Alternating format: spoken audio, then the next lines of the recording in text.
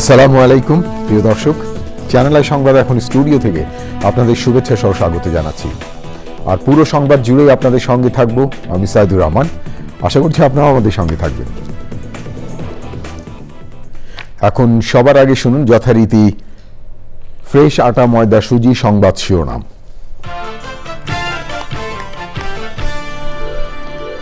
British প্রধানমন্ত্রীর সাথে দেখা না হয় কার হতাশ হওয়া উচিত, প্রধান উপদেষ্টার প্রশ্ন। টিউলিপের বিষয়টি আইনি প্রক্রিয়া এগিয়ে যাবে মন্তব্য। লন্ডনে তারেকের সঙ্গে বৈঠকে ইতিবাচক বলছেন উপদেষ্টারা। মামলা জিয়ে না রেখে পাচার অর্থ উদ্ধারই তার প্রধান কাজ বললেন গভর্নর। ডেঙ্গুতে গত 24 ঘন্টায় একজনের মৃত্যু, হাসপাতালে ভর্তি 249। ডেঙ্গু পরিস্থিতি উদ্বেগজনক বলছেন স্বাস্থ্য বিশেষজ্ঞরা।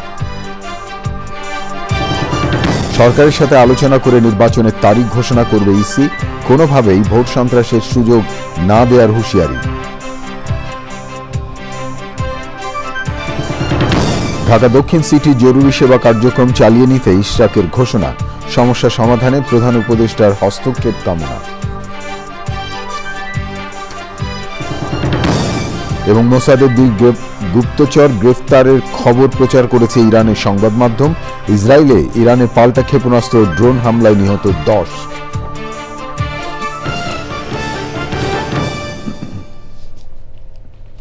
প্রিয় দর্শক, এছাড়াও নিটল টাটা বিশেষ সংবাদে যা থাকছে।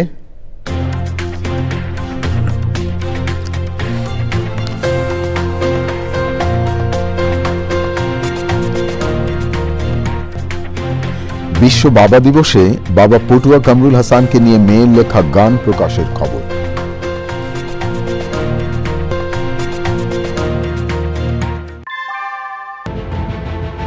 Primacy in build. German technology, Bangladesh's first thermix rod, Salam Steel Thermax. ধন্যবাদ প্রিয় দর্শক আমাদের সাথে যোগ দেওয়ার জন্য। এতক্ষণ সংবাদ শিরোনাম শুনলেন, চলুন যাওয়া যাক পুরো খবরে। আর এখনকার এই সংবাদ আয়োজন একই সঙ্গে চ্যানেল আই ইউটিউব চ্যানেল এবং চ্যানেল আইয়ের ওটিটি প্ল্যাটফর্ম আইস্ক্রিনে লাইভ স্ট্রিম হচ্ছে। ঈদুল আজহার টানা 10 দিন ছুটি শেষে সরকারি অফিস ও আদালত আজ খুলছে। অল্প কিছু সমস্যা ছাড়া ঈদ যাত্রা এবং ফেরা স্বস্তির ছিল এবং রাজনৈতিক কারণে এবার পশু কোরবানি কম হয়েছে বলে জানিয়েছেন উপদেষ্টারা।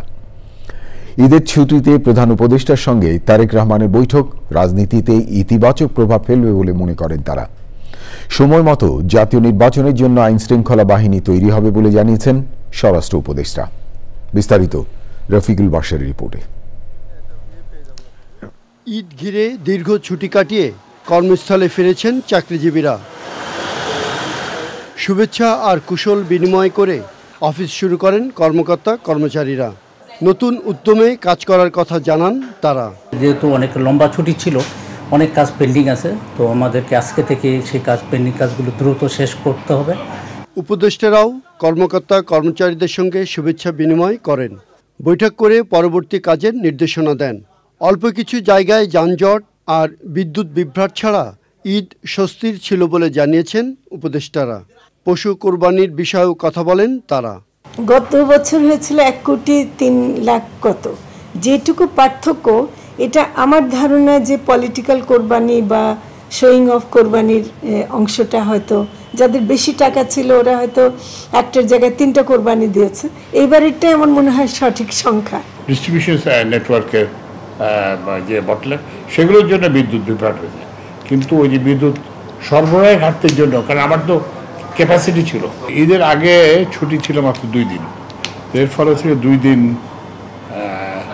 প্রেশার, 2 দিনে একটা প্রেশার বিল্ড আপ হয়। ঈদের ছুটিতে প্রধান উপদেষ্টার সঙ্গে বিএনপির ভারপ্রাপ্ত চেয়ারম্যান তারেক রহমানের বৈঠককে ইতিবাচক হিসেবে দেখছেন পরিবেশ উপদেষ্টা। আর এখন রাজনৈতিক দলগুলো তার অবস্থান থেকে কথা বলবে, রাজনৈতিক দলগুলো প্রধান উপদেষ্টার ব্যাপারে যদি কোনো কথা বলেন, এটা প্রধান উপদেষ্টার সাথেই ওনারা নিশ্চয়ই কথা বলবেন। রোজায় যেরকম খুব স্বাচ্ছন্দ্য ছিল, এবার দু একটা জায়গায় যানজট ছিল। তাছাড়া কোরবানি হাট ম্যানেজমেন্ট, কোরবানির বর্জ্য ব্যবস্থাপনা, হজ ব্যবস্থাপনা, আমি তো কোনো পাবলিক কমপ্লেইন পাইনি। সুষ্ঠু নির্বাচনের জন্য যথাসময়ে আইনশৃঙ্খলা বাহিনী কাজ করবে বলে জানান স্বরাষ্ট্র উপদেষ্টা। নির্বাচনের ডেটটা তো ফিক্স করবে নির্বাচন কমিশন, ওনারা যেই সময় ফিক্স করবে আমরা মনে হয় আমাদের আইনশৃঙ্খলা বাহিনী ওই সময় তারা প্রস্তুত। শনিবার রাজধানীর উত্তরায় র্যাবের পোশাক পরে নগদ টাকা ছিনতাইয়ের ঘটনায় উদ্বেগ প্রকাশ করে দ্রুত তাদের গ্রেফতার করা হবে বলে জানান স্বরাষ্ট্র উপদেষ্টা। এটার সাথে যেই জড়িত আমরা খুব যত তাড়াতাড়ি সম্ভব যেন আইনের আওতায় নিয়ে আসতে পারি। Rafiqul Bashar, channel I, Dhaka. Bangladesh bank governor doctor Ahsan Habib Mansur বলেছেন, বছরের পর বছর মামলা জিইয়ে রাখা নয়, বরং লুটপাটের মাধ্যমে পাচার হওয়া অর্থ উদ্ধার করা তার প্রধান উদ্দেশ্য। দীর্ঘ ছুটির পর প্রথম কার্যদিবসে সহকর্মীদের সঙ্গে শুভেচ্ছা বিনিময়ের পর সাংবাদিকদের তিনি বলেন, মামলা চালিয়ে যাওয়ার পাশাপাশি সমঝোতার মাধ্যমেও লুটেরাদের কাছ থেকে যতটা সম্ভব অর্থ আদায়ের চেষ্টা থাকবে। প্রিয় দর্শক, দেখুন সহকর্মী রিজভী নওয়াজের রিপোর্টটি। ঈদুল আজহার দীর্ঘতম ছুটির পর প্রথম কার্যদিবস। সপ্তাহের প্রথম কার্যদিবসের সকাল থেকেই সরকারি বেসরকারি অফিস, ব্যাংক, বিমায় কর্মচাঞ্চল্য। ঈদের শুভেচ্ছা বিনিময় সহকর্মীদের সঙ্গে। ব্যাংকিং সেবা আমরা অটুটি রয়েছে, এখানে কোনো ব্যাঘাত ঘটে নাই। আমাদের সহকর্মীরা সবাই এসেছে, সবাই উপস্থিতি শতভাগ। শহর কেন্দ্রিক যে টাকার ইনফ্লো, সেই টাকাটা গ্রামে যে এক্সপেন্ড হয়েছে, গ্রামে যে সেটা ব্যয় হয়েছে, গ্রামীণ যে সমস্ত অ্যাক্টিভিটিসগুলো আছে সেই জায়গায় সম্পৃক্ত হয়েছে। আমার মনে হয় যে এটা একটা অনন্য নদীর সৃষ্টি হয়েছে। এই যে শহর থেকে এতজন ব্যক্তি এখন গ্রামে গেছে, ফলে কোন জায়গাতে নতুন করে কি কাজ করা যায়, কি বিনিয়োগ করা যায়, কোন জায়গাতে কি স্কোপ আছে, কোন জায়গাতে একটু আধুনিকায়ন করা যায়, এইসব থিঙ্কিংগুলি কিন্তু করে আসছে। ফলে ইকোনমিতে একটা ইকুইলিব্রিয়াম করার ক্ষেত্রে এই ধরনের বড় ছুটিগুলি একটা বড় কাজ করে। বিভিন্ন ব্যাংকের প্রধান নির্বাহী সহ বাংলাদেশ ব্যাংকের কর্মকর্তারা গভর্নরের সঙ্গে শুভেচ্ছা বিনিময় করেন। পরে তিনি কথা বলেন পাচার হওয়া অর্থ ফেরত আনা সহ নানা বিষয়ে। কেসগুলো আন্তর্জাতিক আদালতেই হবে। It's out of court settlement is part of the, not only part, it's a major part of the legal judicial process. যাদের টাকার ঋণ হিসাবে নিয়ে বিদেশে চলে গেছে তারা কি চায়? টাকা ফেরত। তারা তো টাকা ফেরত চায়। তাহলে আমি এখানে ক্রিমিনালিটি করি আর যাই করি, আমি তো টাকাটা হলো আমার মুখ্য উদ্দেশ্য। তো আর কিছু বাস্তবতা আছে যে আমি যদি 100 টাকা নিয়ে যেয়ে থাকি, আমাকে কিন্তু মানে বা 1000 কোটি টাকা আমি নিয়ে থাকি, কিন্তু আমাকে খরচপাতি করতে হয়েছে ওটা নেওয়ার জন্য, পলিটিক্যাল খরচ ইত্যাদি ইত্যাদি। কাজে তাকে পিটাইলেও কিন্তু ওই 1000 কোটি টাকা আসবে না, তাকে জেলে দিলেও সেই 1000 কোটি টাকা কিন্তু আমি পাবো না। আমাকে বাস্তবতাগুলো একটু স্বীকার করে নিতে হবে। ব্যাংকাররা বলছেন, দীর্ঘ ছুটি থাকলেও নগদ টাকা তোলা এবং জমা দিতে খুব একটা বেগ পাননি গ্রাহকরা। Rizvi Nawaz, channel I, Dhaka. দেশের হাসপাতালগুলোতে করোনা এবং ডেঙ্গু রোগী বেড়ে চলেছে। স্বাস্থ্য অধিদপ্তর জানিয়েছে, ডেঙ্গুতে গত 24 ঘন্টায় একজনের মৃত্যু হয়েছে। এ সময়ে হাসপাতালে ভর্তি হয়েছেন 249 জন। এর আগে দুদিনের প্রতিবেদনেও ডেঙ্গুতে মৃত্যুর খবর ছিল। করোনায় আক্রান্তের হার কিছুটা ওঠানামা করলেও ডেঙ্গু পরিস্থিতি ভয়াবহ হচ্ছে। তবে ডিএনসিসি ডেডিকেটেড কোভিড হাসপাতাল ডেঙ্গুর চেয়ে করোনা রোগী বেশি। হাসপাতাল কর্তৃপক্ষ বলছে, কোভিড চিকিৎসায় প্রস্তুত তারা। আরও জানাচ্ছেন লাইলা নওশিন। এ বছরের শুরুর দিকে ডেঙ্গু ও করোনা নিয়ে খুব আতঙ্ক না থাকলেও জুন মাস শুরু হওয়ার পর থেকেই একই সাথে ডেঙ্গু ও করোনা রোগীদের ভিড় বাড়ছে হাসপাতালগুলোতে। 15 জুন পর্যন্ত ডেঙ্গুতে মারা গেছেন 29 জন। এবার করোনায় প্রথম মৃত্যুর খবর আসে 13 জুন। ডিএনসিসি ডেডিকেটেড কোভিড-19 হাসপাতালের পরিচালক জানান, জুন মাসে তাদের হাসপাতালেও করোনা রোগী বেড়েছে। জুন মাসে একটু বৃদ্ধি পেয়েছে, সেটা 1 তারিখ থেকে এই পর্যন্ত আমরা 26 জন কেস পেয়েছি। তার মধ্যে আমাদের অলরেডি 14 জন ভর্তি রয়েছে এবং গতকাল 5 জন ভর্তি হয়েছে এবং 4 জন ভালো হয়ে রিলিজ নিয়ে চলে গিয়েছে। এই হাসপাতালে ভর্তি করোনা রোগীরা কোন ভ্যারিয়েন্টে আক্রান্ত তা জানা না গেলেও কর্তৃপক্ষ বলছে, এবারের করোনায় ভিন্ন কিছু লক্ষণ রয়েছে। কিছু কিছু পেশেন্টের ক্ষেত্রে কাশি পাওয়া যাচ্ছে না, তাদের শরীরে প্রচণ্ড ব্যথা হয় এবং জয়েন্ট পেনও হয়। এটা একটা নিউ, আগেতেও ছিল, বডি এক তো খুবই সবসময়ই ছিল, বাট দিস টাইম একটু মনে হয় মোর প্রমিনেন্ট মনে হচ্ছে। হাসপাতালটিতে এই মুহূর্তে কোভিড চিকিৎসার জন্য 300 শয্যা প্রস্তুত থাকলেও প্রয়োজনে 1000 পর্যন্ত উন্নীত করার প্রস্তুতি রয়েছে বলে জানিয়েছে কর্তৃপক্ষ। এই মুহূর্তে আমাদের 300টা bed. Laila Naushin, channel I, Dhaka. সরকারের সাথে আলোচনা করে নির্বাচনের তারিখ ঘোষণা করবে নির্বাচন কমিশন। সিইসি এএমএম নাসিরউদ্দিন জানিয়েছেন, ভোটের 2 মাস আগে তফসিল ঘোষণা করা হবে। তফসিলের আগে 18 বছর বয়স হওয়াদের ভোটে প্রদানের সুযোগ করে দিতে আইন সংশোধনের কথা বলেছেন সিইসি। হুঁশিয়ারি দিয়েছেন, কোনোভাবেই ভোট সন্ত্রাসের সুযোগ দেওয়া হবে না। বাকিটা জানাচ্ছেন নাজিব বেগ। গত 6 জুন জাতির উদ্দেশ্যে দেয়া ভাষণে এপ্রিলের প্রথমার্ধের মধ্যে নির্বাচন অনুষ্ঠানের কথা বলেন প্রধান উপদেষ্টা ডক্টর মোহাম্মদ ইউনূস। আগামী জাতীয় নির্বাচন 2026 সালের এপ্রিলের প্রথমার্ধের যে কোনো একটি দিনে অনুষ্ঠিত হবে। তবে শুক্রবার লন্ডনে প্রধান উপদেষ্টার সাথে বিএনপির ভারপ্রাপ্ত চেয়ারম্যান তারেক রহমানের বৈঠকের পর জানানো হয়, সংস্কার ও বিচারের বিষয়ে পর্যাপ্ত অগ্রগতি হলে ফেব্রুয়ারিতে ভোট হতে পারে। এ অবস্থায় সিইসি বলছেন, নির্বাচন যখনই হোক প্রস্তুত রয়েছে ইসি। সরকারের সাথে আমাদের এখনো কথাবার্তা হয় নাই কি ধরনের সিদ্ধান্ত আসে। আমরা এখন আমাদের প্রস্তুতি নিয়ে ভাবতেছি, যখনই হয় যাতে আমরা ইলেকশনটা ডেলিভার করতে পারি। যখন সরকারের সাথে কথা হবে যে ওনারা কি আলোচনা করেছেন, আমরা তো নিশ্চয়ই একটা ওনাদের ভাব বুঝতে পারবো, বুঝে তখন একটা তারিখ যখন যায় সেটা করব। নির্বাচনে লেভেল প্লেয়িং ফিল্ড তৈরির পাশাপাশি অনিয়ম ঠেকাতে শক্ত ভূমিকা রাখতে চায় ইসি।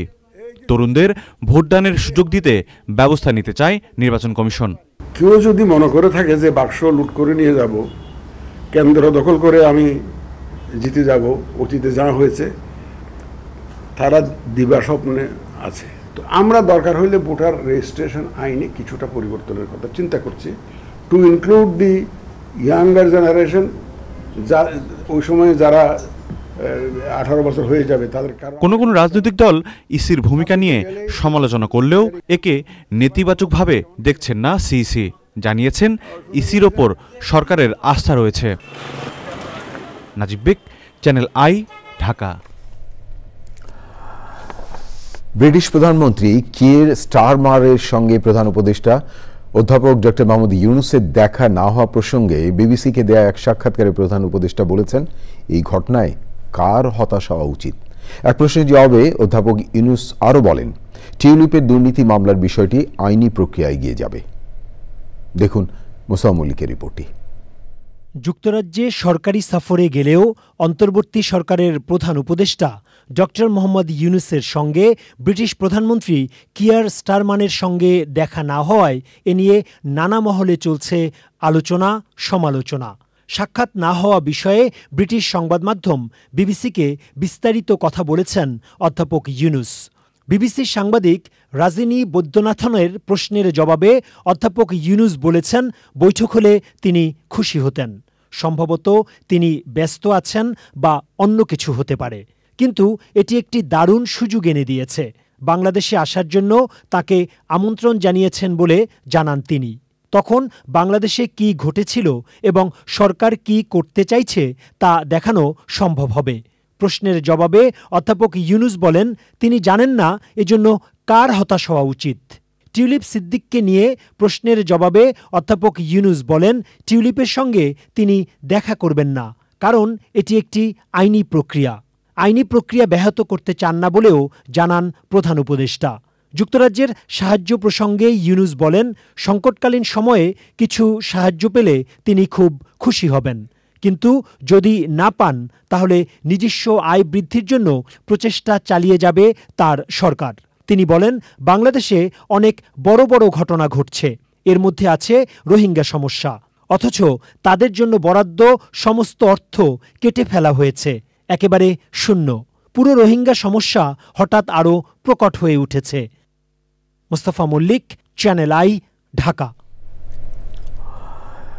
বিএনপির যুগ্ম মহাসচিব শহীদুদ্দিন চৌধুরী বলেছেন, লন্ডন বৈঠকের মাধ্যমে একটি বিশেষ দলের প্রতি অনুরাগ দেখিয়েছেন বলে প্রধান উপদেষ্টা জামায়াতে ইসলামীর দেওয়া বক্তব্য অযৌক্তিক। নয়াপল্টনে কেন্দ্রীয় কার্যালয়ে সাবেক প্রধানমন্ত্রী এবং বিএনপি চেয়ারপারসন বেগম খালেদা জিয়ার পরিপূর্ণ সুস্থতা কামনায় ওলামা দলে মিলাদ এবং দোয়া মাহফিলে বলেন, সমালোচনা না করে জাতীয় ঐক্যমতের ভিত্তিতে সরকার গঠন করতে সবাইকে একসাথে কাজ করতে হবে। বেগম খালেদা জিয়া প্রকৃতপক্ষে অসুস্থ ছিলেন না, অপরাজনীতির কারণে তিনি অসুস্থ হয়েছেন অভিযোগ করে তিনি বলেন, বেগম জিয়ার পরামর্শে তারেক রহমানের নেতৃত্বে বিএনপি নেতাকর্মীরা দেশ গড়ার কাজে নেমেছে। জামাতের শফিক সাহেব যখন বলেন যে একটা বিশেষ দলের প্রতি অনুরাগ ছিল ওই বৈঠকে, এটা কি প্রকাশ পায়? কারণ জামাতের নেতৃবৃন্দের সঙ্গে কম করে হলো 10 বার বসেছেন, জামাতের নেতৃবৃন্দের সঙ্গে কয়েকবার আলোচনা করেছেন, এককভাবে বৈঠক করেছেন, সকল রাজনৈতিক দল নিয়েও বৈঠক করেছেন। সেখানে তো আমরা কোনো কথা বলি নাই। কালকে যদি এদেশে ভোট হয়, একটা জনগণের সরকার প্রতিষ্ঠিত হবে, আমরা তো দায়িত্ব নিয়ে কথাও বলতে পারি। সেই জনগণের সরকারের নেতৃত্ব দিবেন বাংলাদেশ জাতীয়তাবাদী দল। এই ব্যাপারে কোনো সন্দেহ বাংলাদেশের মানুষ দেখে না। শহীদুদ্দিন চৌধুরী আনি বিএনপি নেতা কথা বলছিলেন। রংপুরে বেগম রোকেয়া বিশ্ববিদ্যালয়ের ছাত্র আবু সাইদ হত্যা মামলায় এএসআই আমির হোসেন সহ 4 জনের বিরুদ্ধে তদন্ত প্রতিবেদন 2 সপ্তাহের মধ্যে জমা দেওয়া হবে বলে আন্তর্জাতিক অপরাধ ট্রাইব্যুনালকে জানিয়েছেন প্রসিকিউশন। তবে তদন্ত প্রতিবেদন দাখিল করতে 14 জুলাই পর্যন্ত সময় দিয়েছেন ট্রাইব্যুনাল। একই সাথে আসামিদের 18 ও 19 জুন জিজ্ঞাসাবাদের জন্য তদন্ত সংস্থাকে অনুমতি দিয়েছেন আদালত। প্রসিকিউশনের আবেদনের পরিপ্রেক্ষিতে আদেশ দেন বিচারপতি গোলাম মর্তুজা মজুমদারের নেতৃত্বে 3 সদস্যের ট্রাইব্যুনাল। যাত্রাবাড়ি এলাকায় শহীদ ইমাম হোসেন তাইম হত্যা মামলায় পুলিশের সহকারী কমিশনার তানজিল আহমেদ ও সাবেক ওসি আবুল হোসেনের বিরুদ্ধে 17 আগস্ট তদন্ত প্রতিবেদন দাখিল করতে তদন্ত সংস্থাকে নির্দেশ দিয়েছেন ট্রাইব্যুনাল। আর গাজীপুরে কোনাবাড়ি থানার পাশে কলেজ ছাত্র হৃদয়কে গুলি করে হত্যার ঘটনায় করা মামলায় কোনাবাড়ি থানার সাবেক ভারপ্রাপ্ত কর্মকর্তা এম আশরাফুদ্দিন, কনস্টেবল শফিকুল ইসলাম, আকরাম হোসেন, ফাহিম ও মাহমুদুল হাসান সজীবের বিরুদ্ধে 17 আগস্ট তদন্ত প্রতিবেদন জমা দিতে বলেছে ট্রাইব্যুনাল। অচলাবস্থা কাটাতে নিজের তত্ত্বাবধানে ঢাকা দক্ষিণ সিটি কর্পোরেশনের জরুরি সেবা কার্যক্রম চালিয়ে নেওয়ার ঘোষণা দিয়েছেন বিএনপি নেতা ইশরাক হোসেন। শপথ পড়ানো ও দায়িত্ব বুঝিয়ে দেওয়ার দাবিতে গণ অবস্থান কর্মসূচিতে যোগ দিয়ে তিনি বলেন, আন্দোলন থেকে সরে আসার কোনো সুযোগ নেই। দ্রুত সমস্যা সমাধানে প্রধান উপদেষ্টার হস্তক্ষেপ চেয়েছেন তিনি। শহীদুল্লাহ রাজুর রিপোর্ট। বিএনপি নেতা ইশরাক হোসেনকে ঢাকা দক্ষিণ সিটি কর্পোরেশনের মেয়র হিসেবে শপথ পড়ানোর দাবিতে তার সমর্থক ও ডিএসসিসি কর্মচারী ইউনিয়নের আন্দোলন 2য় মাসে গড়িয়েছে। ঈদের ছুটির পর রোববার সরকারি অফিস খুললেও নগর ভবনের তালা খোলেনি। সকাল থেকেই নগর ভবনের সামনে অবস্থান নেন ইশরাকের সমর্থকরা। বেলা 11টার দিকে নগর ভবনে আসেন ইশরাক। আন্দোলন থেকে পিছু হটার কোনো সুযোগ নেই উল্লেখ করে ইশরাক বলেন, স্থানীয় সরকার উপদেষ্টা সংবিধান লঙ্ঘন করেছেন। স্থানীয় সরকার উপদেষ্টা তিনি যে শপথ ভঙ্গ করেছেন, তিনি সংবিধানকে লঙ্ঘন করেছেন। যেই শপথ নিয়ে তিনি উপদেষ্টা হয়ে গাড়িতে পতাকা লাগিয়ে ঘুরে বেড়াচ্ছেন, সেই সংবিধানকে তিনি লঙ্ঘন করেছেন। বাংলাদেশের সর্বোচ্চ আদালত সুপ্রিম কোর্টের আপিল বিভাগকে তিনি ক্রমাগত অবমাননা করে চলেছেন। জনভোগান্তি কমাতে সিটি কর্পোরেশনের দৈনন্দিন কার্যক্রমে জরুরি সেবা চালু করার ঘোষণা দেন ইশরাক হোসেন। তিনভাবে আমাদের এই কর্মসূচি চলমান থাকবে। নাগরিকদের যে যৌক্তিক দাবি, যৌক্তিক আন্দোলন এবং এখানে যে সর্বোচ্চ আদালতের কর্তৃক যে নিষ্পত্তি করে যে আমাকে মেয়র ঘোষণা করে যে গ্যাজেট প্রকাশ করা হয়েছে, সেটার বাস্তবায়নে নাগরিকদের যে চলমান আন্দোলন সেটাকে পার্টিসিপেট করার জন্য এবং সেটাকে বেগবান করার জন্য এবং সেটা দ্রুততম সময় যাতে একটা যৌক্তিক সমাধানে যায়। গত 14 মে থেকে নগর ভবনের সামনে ঢাকাবাসী ব্যানারে অবস্থান কর্মসূচি শুরু করেন ইশরাক সমর্থক ও বিএনপি নেতাকর্মীরা। পরে ডিএসসিসি কর্মচারী ইউনিয়নও তাতে যোগ দেয়। Shahidullah Raju, channel I, Dhaka. প্রিয় দর্শক, এবারে দৃষ্টি দেব আন্তর্জাতিক অঙ্গনে। ইসরায়েলের মধ্য এবং উত্তরাঞ্চলে ইরানের ড্রোন এবং ক্ষেপণাস্ত্র হামলায় 10 জন নিহত হয়েছেন। আহত হয়েছে কমপক্ষে 100 জন। ইসরায়েল বলছে ইরানের পাশাপাশি ইয়েমেন থেকে হুতিরাও ক্ষেপণাস্ত্র ছুটছে। জবাবে হুতিদের নিয়ন্ত্রণাধীন হোদেইদা বন্দরে বোমা হামলা চালিয়েছে ইসরায়েল। তেহরানে ইরানের প্রতিরক্ষা মন্ত্রণালয়ের সদর দফতরে বিমান হামলা চালানোর কথা জানিয়েছে ইসরায়েলের সামরিক বাহিনী।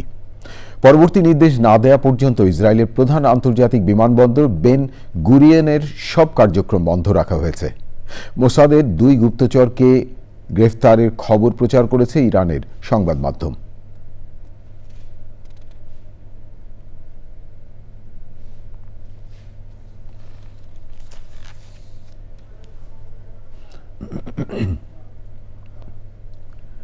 প্রিয় দর্শক, এবারে একটি শোক সংবাদ। গণফোরাম সভাপতি বীর মুক্তিযোদ্ধা মোস্তফা মহসিন মন্টু মারা গেছেন। ইন্না লিল্লাহি ওয়া ইন্না ইলাইহি রাজিউন। রোববার বিকেল 5টা 10 রাজধানী একটি হাসপাতালে চিকিৎসাধীন অবস্থায় মারা যান তিনি। তার বয়স হয়েছিল 80 বছর। মোস্তফা মহসিন মন্টুর মৃত্যুতে বিএনপির ভারপ্রাপ্ত চেয়ারম্যান তারেক রহমান ও মহাসচিব মির্জা ফখরুল ইসলাম আলমগীর শোক জানিয়ে শোক সন্তপ্ত পরিবারের প্রতি সমবেদনা প্রকাশ করেছেন।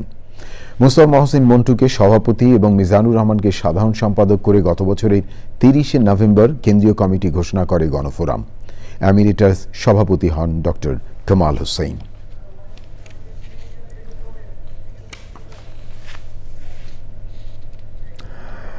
প্রিয় দর্শক, আমার হাতে আরো খবর আছে, দেখতে থাকুন চ্যানেল আই সংবাদ।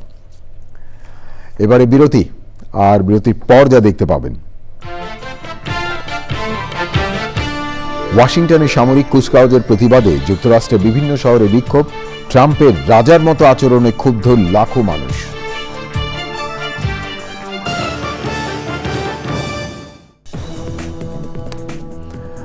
বিরতির পর ফিরে এলাম, আমি সাইদুর রহমান। ধন্যবাদ প্রিয় দর্শক আবারও চ্যানেল আই সংবাদে যোগ দেওয়ার জন্য। প্রিয় দর্শক, আন্তর্জাতিক অঙ্গনে এখন আপনাদের নিয়ে যাচ্ছি মার্কিন যুক্তরাষ্ট্রে। যুক্তরাষ্ট্রের বিভিন্ন শহরে প্রেসিডেন্ট ডোনাল্ড ট্রাম্পের সামরিক কুচকাওয়াজের প্রতিবাদে নো কিংস নামের সংগঠনের ডাকে ব্যাপক বিক্ষোভ হয়েছে। ওয়াশিংটন ডিসিতে অনুষ্ঠিত বিরল সামরিক কুচকাওয়াজের প্রতিবাদে এই বিক্ষোভ হয়। শনিবার সন্ধ্যায় অনুষ্ঠিত এই সামরিক কুচকাওয়াজটি ছিল ট্রাম্পের জন্মদিন এবং একই সঙ্গে মার্কিন সেনাবাহিনীর 250তম বার্ষিকীর আয়োজন। তবে অনুষ্ঠান ঘিরে যে কোনো ধরনের প্রতিবাদে কঠোর প্রতিরোধ গড়ার হুঁশিয়ারি দিয়েছিলেন ট্রাম্প। নো কিংস আন্দোলনের আয়োজকরা বলছেন ট্রাম্প যুক্তরাষ্ট্রের প্রেসিডেন্ট হয়ে কার্যত রাজা হিসেবে আচরণ করছেন। এ কারণে দেশের গণতন্ত্র রক্ষায় কয়েক লাখ মানুষ রাস্তায় নেমেছেন। কুচকাওয়াজে হাজারো সেনা সদস্য, ট্যাঙ্ক, সাজোয়াজান এবং ব্যান্ড দল অংশ নেন। New York, Philadelphia, Wheatstone, Los Angeles সহ বড় শহরগুলোতে ব্যাপক বিক্ষোভ হয়। লস অ্যাঞ্জেলেসে অভিবাসন বিরোধী অভিযান বন্ধের দাবিতে বিক্ষোভ ছিল সবচেয়ে উত্তপ্ত। পরিস্থিতি সামাল দিতে আগেই জাতীয় রক্ষী বাহিনী মোতায়েন করা হয়, যদিও ক্যালিফোর্নিয়ার গভর্নর এর বিরোধিতা করেছিলেন। প্রিয় দর্শক, এবারে আইস্ক্রিন সাংস্কৃতিক সংবাদ।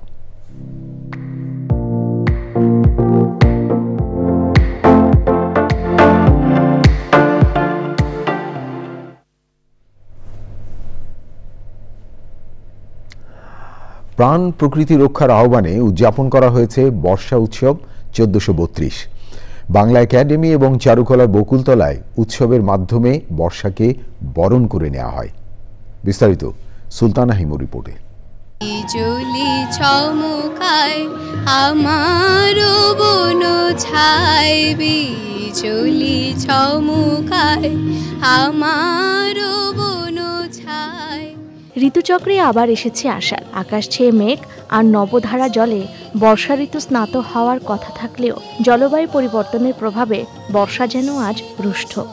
তাই গীতি, কবিতা, গানে ঋতুবৈচিত্র্যকে বাঁচানোর আহ্বানে এবারের বর্ষা উৎসব উদযাপন। বর্ষায় মনের ময়ূর জেগে উঠুক, বর্ষার পানিতে সব দুঃখ কষ্ট ধুয়ে মুছে চলে যাবে। এই সময়ে হচ্ছে এই প্রাণ প্রকৃতি রক্ষা নিয়ে এই যে প্রতিবাদী একটা অনুষ্ঠান, যেটা বর্ষা উৎসবের মাধ্যমে আমরা প্রকাশ।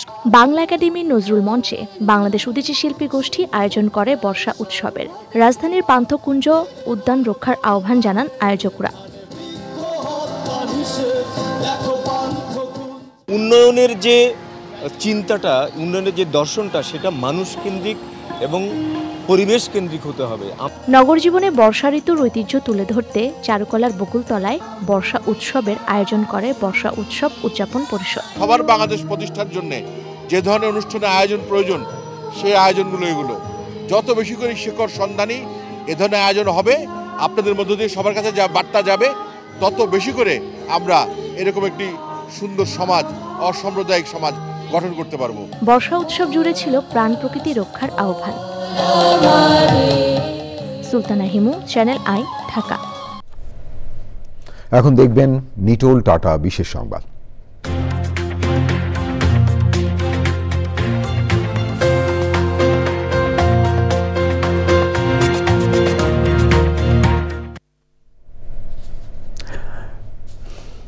পটুয়া কামরুল হাসানকে নিয়ে কত দূরে বাবা তোমার বাড়ি শিরোনামে গান তৈরি করেছেন তার মেয়ে সুমনা হাসান। বিকেলে ঢাকায় গানটির প্রকাশ অনুষ্ঠানের আয়োজন করা হয়। দেখুন লুৎফর রহমান সোহাগের রিপোর্টটি। বাঙালির দেশ গঠনের লড়াইয়ে তুলি হাতে সামনে থেকে নেতৃত্ব দিয়েছিলেন কামরুল হাসান। প্রতিবাদের ভাষা আঁকতে আঁকতে ৩ যুগ আগে জীবনের জ্যোতি টানেন শিল্পী। বিশ্ব বাবা দিবসে গানে গানে বাবাকে স্মরণ করলেন মেয়ে সুমনা হাসান। ঢাকায় গান প্রকাশ অনুষ্ঠানে সুমনা হাসান জানালেন বাবাকে নিয়ে একজন সন্তানের অনুভূতি কিভাবে গানে ধরা পড়ল। বাবাকে হারিয়েছে আজকে ৩৬ বছর। তারপর থেকে অনেক সময় ভেবেছি বাবাকে নিয়ে একটা কিছু করব, একটা গান লেখা যায় কিনা। আমার এসব বিষয়ে কোনো রকমের কোনো অভিজ্ঞতা বা প্র্যাকটিস কোনোটাই আমার নাই। এই অনুভূতিটা কে পারবেন ঠিক আমার মতো করে প্রকাশ করতে গানের মাধ্যমে। তো এটা ভাবতে ভাবতে অনেক বছর কেটে গেছে। আমার ভয়েস থেরাপিস্ট হিসেবে আমি একজন সঙ্গীত শিল্পীকে আমার বাসায়, আমার সঙ্গীত শিক্ষক, তাকে আমি আমার বাসায় আহ্বান করেছিলাম যে আমাকে একটু ভয়েস থেরাপি করাবার জন্য। তো তার কাছে আমার ইচ্ছাটা আমি ব্যক্ত করলাম। প্রায় 1 বছর হয়ে গেছে। তো তিনি তখন ভেবে বললেন যে আপনি এক্স্যাক্টলি কিরকম অনুভব করছেন সেটা তো আরেকজনের পক্ষে প্রকাশ করাটা খুব কঠিন। আমিও দেখলাম ভেবে যে আসলে তো তাই, সেটাই ঠিক। সুমনা হাসানের আশা, যাদের কাছে বাবা মানে এক আকাশ, তাদের ছুঁয়ে যাবে তার গান। লুৎফর রহমান সোহাগ, চ্যানেল আই, ঢাকা। প্রিয় দর্শক, এবারে পূবালী ব্যাংক বাণিজ্য সংবাদ।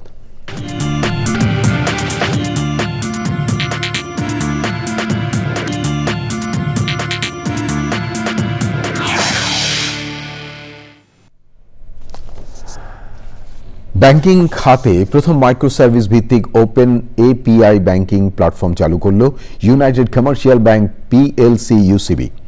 ব্যাংকের প্রধান কার্যালয়ে আয়োজিত প্রেস ব্রিফিংয়ে জানানো হয় মাইক্রো সার্ভিস আর্কিটেকচারের মাধ্যমে ব্যাংক অ্যাকাউন্ট খোলা, ঋণ প্রক্রিয়াকরণ এবং নিরাপত্তা যাচাই কার্যক্রম ক্ষুদ্র ইউনিটে ভাগ করে আরও দক্ষতার সঙ্গে পরিচালনা করা সম্ভব হবে। ইউসিবি ব্যাংকের ব্যবস্থাপনা পরিচালক ও সিইও মোহাম্মদ মামদুদুর রশিদ বলেন, দেশের আর্থিক খাতে আধুনিক এবং গ্রাহক কেন্দ্রিক ব্যাংকিং সেবার মাইলফলক হবে ইউসিবি। অনুষ্ঠানে ইউসিবি উপব্যবস্থাপনা পরিচালক ও chief operating officer Mohammad Abdullah Al Mamun সহ ঊর্ধ্বতন কর্মকর্তারা উপস্থিত ছিলেন।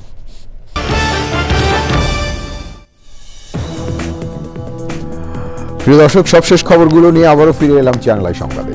আপনাদেরকে আরেকবার স্বাগত জানাচ্ছি। বিশেষ বিজ্ঞপ্তি প্রকাশের দাবিতে মানববন্ধন করেছে বেসরকারি শিক্ষক নিবন্ধন ও প্রত্যয়ন কর্তৃপক্ষের নিয়োগ প্রত্যাশীরা। পরে সচিবালয়ের দিকে মিছিল নিয়ে এগুতে গিয়ে পুলিশের বাধার মুখে পড়েন তারা। পরিস্থিতি নিয়ন্ত্রণে আনতে পুলিশ সাউন্ড গ্রেনেড ও লাঠিচার্জ করে আন্দোলনকারীদের ছত্রভঙ্গ করে দেয়। দুপুর 1:25 দিকে জাতীয় প্রেস ক্লাব সংলগ্ন এলাকায় এ ঘটনা ঘটে। ডিএমপির রমনা বিভাগের উপ পুলিশ কমিশনার মাসুদ আলম বলেন, সচিবালয় এলাকায় সভা সমাবেশ নিষিদ্ধ। মিছিলকারীরা তা অমান্য করে এগুতে চাইলে পরিস্থিতি নিয়ন্ত্রণে কিছুটা শক্তি প্রয়োগ করতে হয়েছে। এর আগে সকালে জাতীয় প্রেস ক্লাবের সামনে 1 থেকে 17তম শিক্ষক নিবন্ধন পরীক্ষায় উত্তীর্ণ প্রার্থীরা বিশেষ বিজ্ঞপ্তি প্রকাশের দাবিতে মানববন্ধন করে। শ্রীলঙ্কায় গিয়ে জ্বরে আক্রান্ত হয়েছেন বাংলাদেশ ওয়ানডে দলের অধিনায়ক অলরাউন্ডার মেহেদী হাসান মিরাজ। শনিবার দলীয় অনুশীলনে অনুপস্থিত ছিলেন তিনি।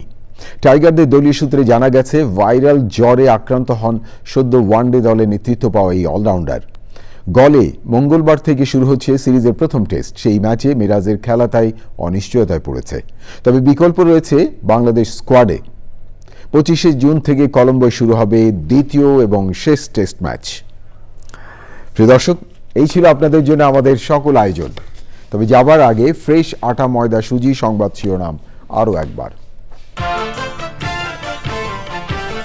ব্রিটিশ প্রধানমন্ত্রীর সাথে দেখা না হওয়ায় কার হতাশ হওয়া উচিত? প্রধান উপদেষ্টার প্রশ্ন। টিউলিপের বিষয়টি আইনি প্রক্রিয়ায় গিয়ে যাবে মন্তব্য।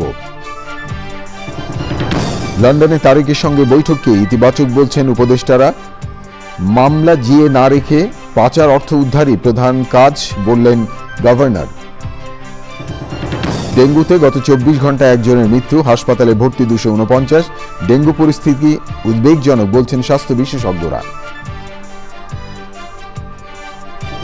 সরকারের সাথে আলোচনা করে নির্বাচনের তারিখ ঘোষণা করবে ইসি, কোনোভাবেই ভোট সন্ত্রাসের সুযোগ না দেওয়ার হুঁশিয়ারি। ঢাকা দক্ষিণ সিটির জরুরি সেবা কার্যক্রম চালিয়ে নিতে ইশরাকের ঘোষণা, সমস্যা সমাধানে প্রধান উপদেষ্টার হস্তক্ষেপ কামনা। এবং মোসাদের 2 গুপ্তচর গ্রেফতারের খবর প্রচার করেছে ইরানের সংবাদ মাধ্যম। ইসরায়েলে ইরানের পাল্টা ক্ষেপণাস্ত্র ড্রোন হামলায় নিহত 10।